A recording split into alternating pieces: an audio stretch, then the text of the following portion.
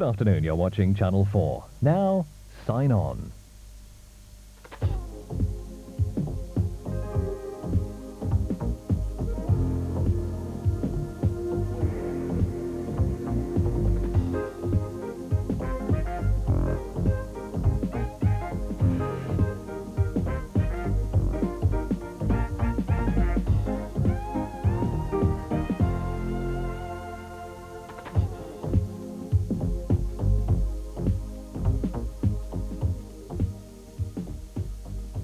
Hello, and welcome to Sign On Your Views.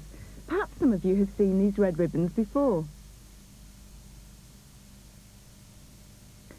They were first seen in this country at the Freddie Mercury Memorial Concert in November 1991. Freddie Mercury, lead singer of the band Queen, died of AIDS. The red ribbon originally came from America and is intended to be a symbol of hope that one day soon the AIDS epidemic will be over, that the sickness and suffering will end. The red ribbon is now accepted worldwide and worn by people to demonstrate their care and concern about HIV and AIDS. HIV and AIDS do not only affect the hearing community or the homosexual community. All groups of people can be and are affected, hearing, deaf, gay and straight. Ignorance and complacency are no protection against infection. In today's programme, we report on HIV and AIDS in the deaf community. Here's Rachel with some revealing information which should make us all concerned. In the hearing community, the figures show one death from AIDS in every 11,000 people. Research indicates that in the deaf community, the figure is one death from AIDS for every 5,000 deaf people. This means we are at twice the risk, primarily because we are a small, close-knit community. Records show that 20 deaf people have died from AIDS to date, and that over 50 deaf people are now HIV positive. With me in the studio is Peter Jackson of the British Deaf Association's Health Promotion Unit, which operates AIDS Ahead. Hello. Hello. Peter, your organisation collated those statistics. Where did you get the information? Some of our information comes from our work with clients, that is, from our volunteers and staff. And when people die, then our records are made. Other information, if it isn't directly from our client work, comes from family and friends informing us, and again, that's collated. Can you tell me why AIDS Ahead was established, when and what it does? AIDS Ahead was first established in 1987 and is now under the BDA. The reason it was set up was because at that time we needed something there for deaf people to provide information about HIV, something to create awareness. Because pamphlets weren't accessible and television advertising didn't have subtitles. As time went on and as things developed, we realised that more was needed. All of it needed developing. Deaf people didn't have access to the mainstream services that were already available. Counselling, befriending, buddying, visiting hospitals, the loan of equipment, and a lot of other things besides needed developing. So we took it from there, through the training of a lot of volunteers. Now we have two offices, one in Crewe, where I'm based, and the other in the FACS Centre in London. The centre itself is within an HIV clinic, so it has other services too, like doctors, and almost anything's available there. Some members of the deaf community have a devil-may-care attitude. What can AIDS Ahead do to change that? I think that's a difficult one, because you can't just direct that at the deaf community. It's the same with others. The hearing community, they think, it'll never happen to me. That's why it's so important to continually provide awareness about HIV, to reinforce the same message all the time, to constantly reinforce it. That's the only way to gradually change people's attitudes. Also, a lot of deaf people have sometimes stigmatized and shunned others known to have HIV or AIDS. and I don't think that's a good thing. When you really meet a deaf person, for example, we had two people in Brighton who both had HIV, and I knew that some people at that time were really reluctant to meet them, but when they actually did talk to them, they found they were human. So their attitude changed. And I think it's important for deaf people with HIV to be open and meet with other deaf people to show that they are human. Over the years, AIDS Ahead has supported the deaf community. How accessible are you? In the main, we aim to provide client support services and also HIV awareness training for deaf groups.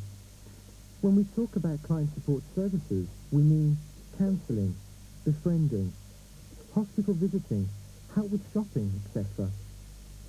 But you have to remember that with any service we offer, the key issue is confidentiality, and we always keep that. Very important. A lot of the support that AIDS Ahead has been able to offer is financed by the Paul Flynn Memorial Fund. Paul died of AIDS in 1991. Paul openly stated he was HIV positive, specifically because he wished to counteract the stigma, prejudice and fear that exists in the deaf community.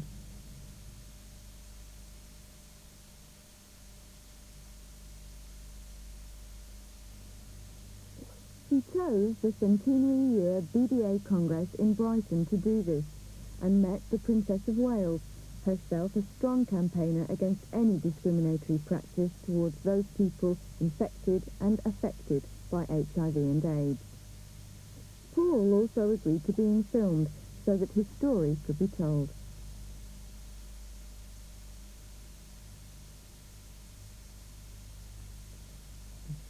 Why I was frightened? Because I thought I was the only one, and everybody would reject me, and my family would reject me, and also my good friends. And I thought social services wouldn't help me if they found out I'd got it. They'd just shun me.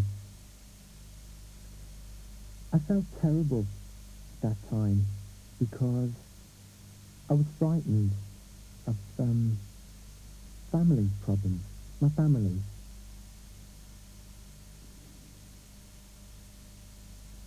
I felt very depressed because I didn't know how to cope with my family. And I couldn't imagine how my mother would feel. And that was what really frightened me.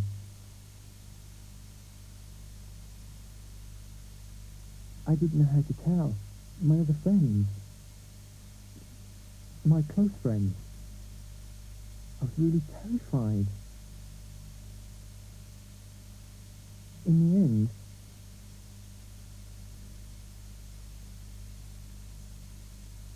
I told my partner and agreed to try and tell one member of my family. And I told them then my family were really very good.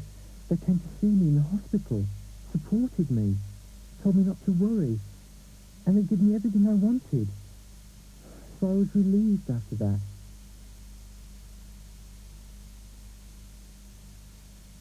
My family's helped a lot, and so have social services, and AIDS Ahead.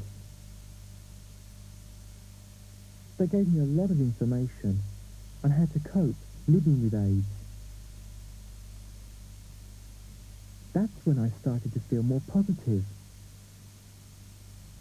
But really, at first I was really petrified. I thought I was going to die, because I thought AIDS meant death.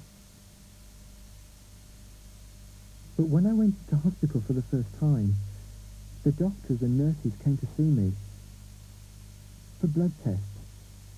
They never said a word to me. They just did the tests and gave me these tablets saying, take these, take these. There were lots, all different medicines, all sorts. And I didn't know what they were for. Anyway, a few days later, my health advisor came. She's a very nice woman, and she explained all these different medicines. Then I realised what they were for. But she said to me, you can refuse to take them, and if you want to go, you can go home. I hadn't realised, but I didn't know. I thought I had to stay and take my medicine, but I didn't. She said, you can please yourself. It's your choice. Well, I didn't know. I only think about the future to a maximum of 1 month, 4 weeks at a time, and no more.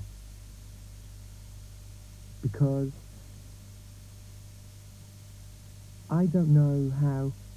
With AIDS, nobody knows. You can be stable, you can get better, you can become ill. Nobody knows. So I always talk about a maximum of 4 weeks at a time. After that, you have to wait and see what happens.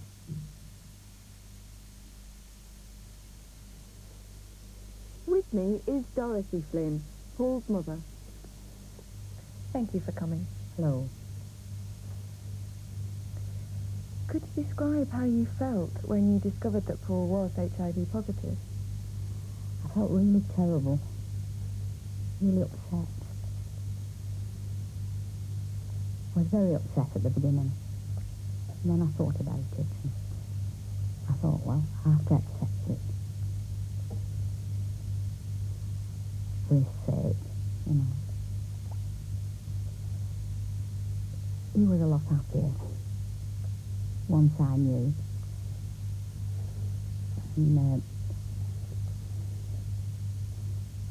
And I went every day to the hospital to see him. And I kept in contact with him every day. All day I was there at the hospital. For about 3 or 4 weeks. And then I looked after him when he came home. All the time he was at home. I didn't stay at nights, but I stayed all day and during the day and looked after him. But all the family helped me as well. They all stood by me. I stood by him.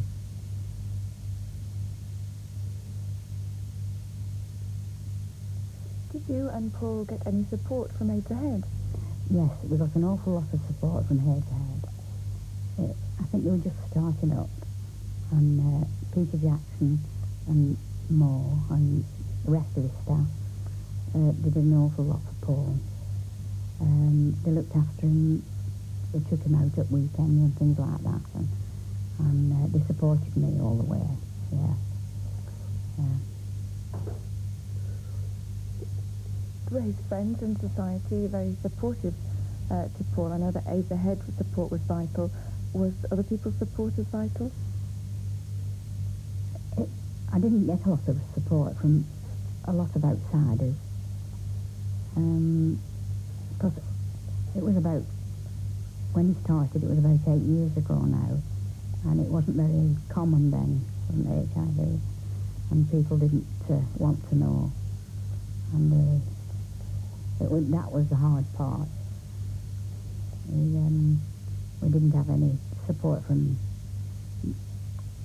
other than AIDS Ahead.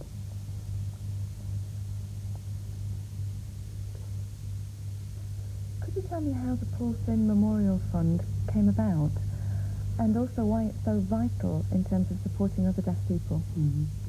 Well, Paul thought about this before he died, and with Peter Jackson they decided to start this fund because the deaf people weren't getting any support whatsoever, and they weren't getting any funds from anywhere, and so we decided to start the fund. Thank you very much. Peter, over 50 deaf people are HIV positive. How are they coping? Is the Paul Flynn Fund helping them? Not every deaf person who has HIV needs help. It will depend on the state of their health at that time. Some are fit and active, and so need very little. But some become very ill and need a lot of help. Some have worries too, financial mostly. They need warmth in the cold. They may be out of work. The Paul Flynn Fund isn't for everyone. People need to apply for the money. They'll be assessed and then given funds. to help improve the quality of their life. In the hearing community, there are a growing number of women who are HIV positive. Is the same true of the deaf community? I think a lot of deaf people aren't aware that there are deaf women out there with HIV. I think now it must be over 10, to my knowledge. And the problem is, deaf people think it's only minority groups. And yet deaf women have this. There's now one case of a deaf mother and baby with HIV. So numbers are on the increase, like the hearing community. In part 2 of the programme, we'll be looking at how information on preventing the spread of the HIV virus is being made accessible to the deaf community. Join us again in a few minutes.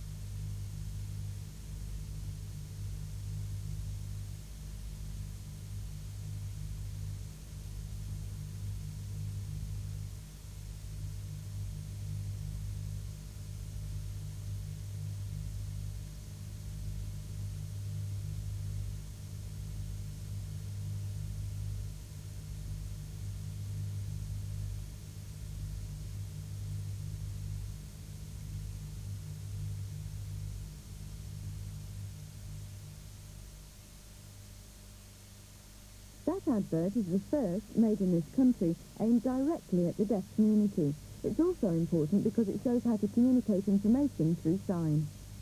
Peter, can you tell us why that advert was made, and by whom?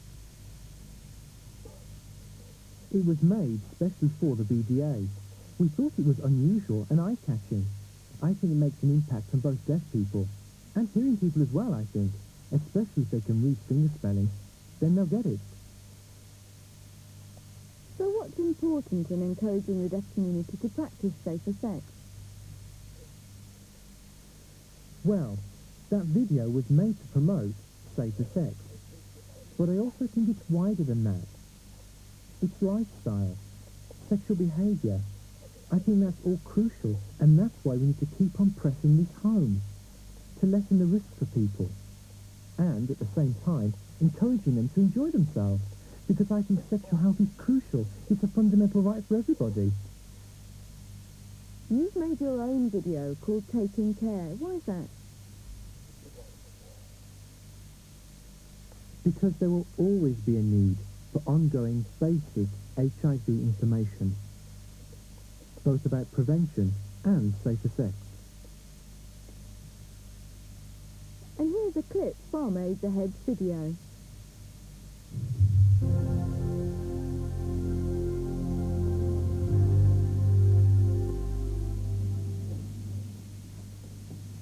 Hello. Hello. AIDS and HIV are not understood by a lot of people. It is important that as many people as possible fully understand these diseases and learn how to take care of themselves. We hope this program will help to do this. HIV and AIDS are two difficult words. First, HIV stands for Human Immunodeficiency Virus.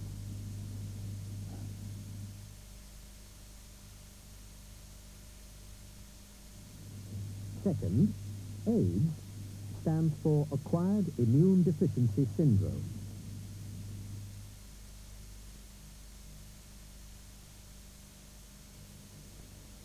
Why did AIDS Ahead make that video itself? And what response have you had? The reason AIDS Ahead made the video was because the BDA has a responsibility to the deaf community to promote, teach and disseminate information. Other companies wouldn't have had that expertise. The response has been positive. There's been lots of sales to schools, health authorities, colleges, local authorities for their libraries. It's been very popular. There is always going to be a need for basic information. Thank you. You're welcome. Of course, it's important that as much information as possible is made accessible to the deaf community, like the advert we showed before. The more imaginatively and creatively it's done, the more likely it is to make an impact on its audience. Of course, HIV and AIDS are of worldwide concern, and during our research we came across an Australian video called AIDS, Not Hearing AIDS, that used a lot of drama in showing different ways of practicing safer sex and avoiding getting HIV.